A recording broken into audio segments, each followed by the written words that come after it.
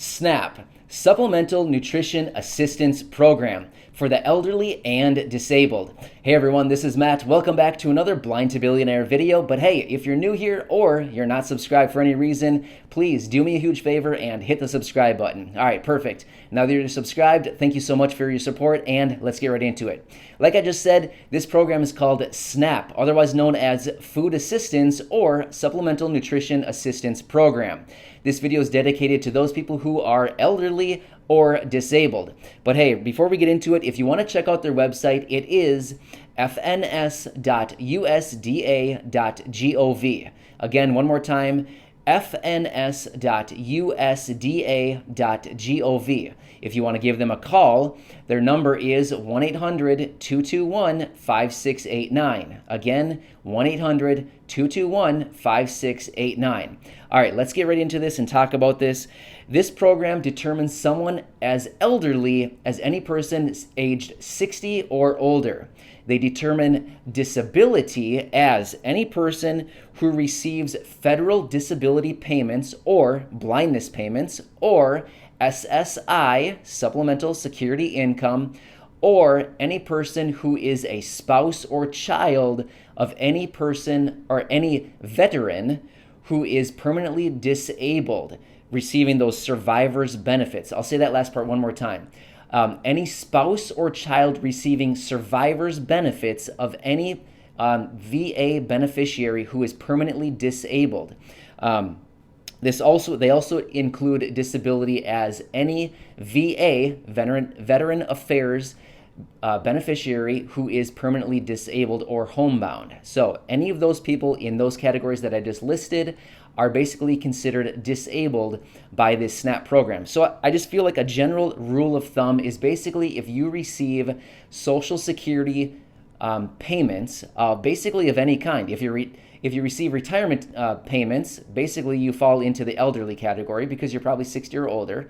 If you receive disability, of course, you fall into the category because you're, by definition for SNAP, you're disabled.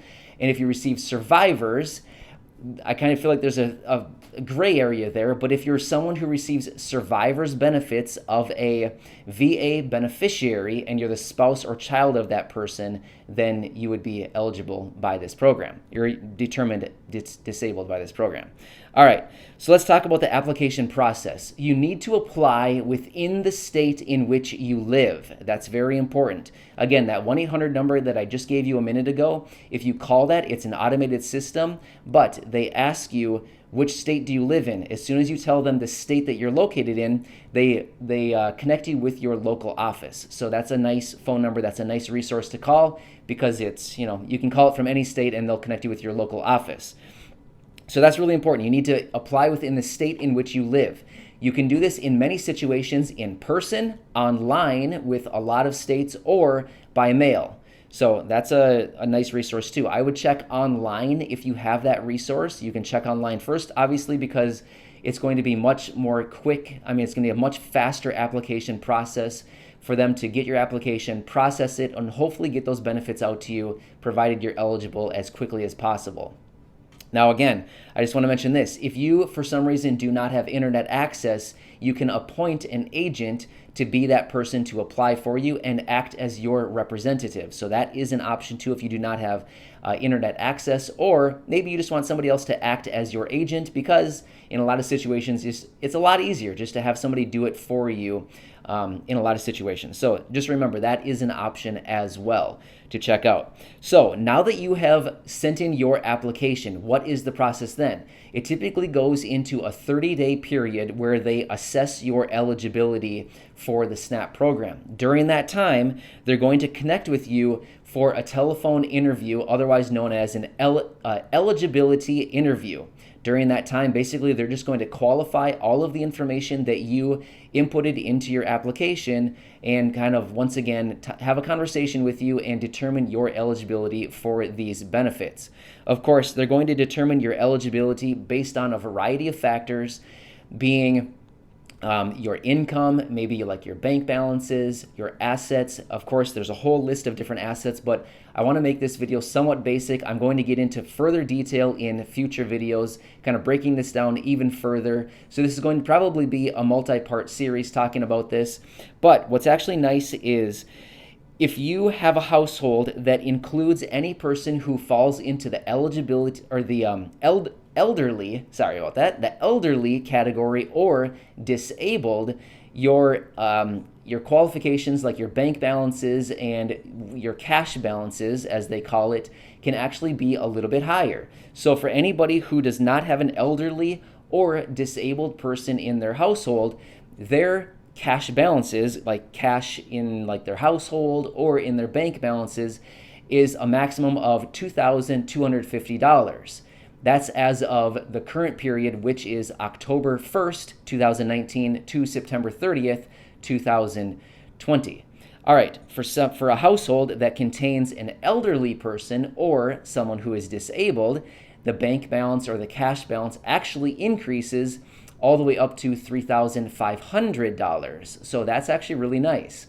So these are some of the general parameters around the eligibility for this SNAP program. As I just said, I'm going to be going into much more detail on this program in future videos, but I wanted to give you just a really basic video talking about the SNAP program, Supplemental Nutrition Assistance Program, and again, talking about some of the really basic parameters for anybody who is elderly or disabled. Again, like I said earlier, if you're disabled or you receive any of the benefits that I mentioned earlier, Social Security, retirement, well then again, you would fall into probably the elderly category.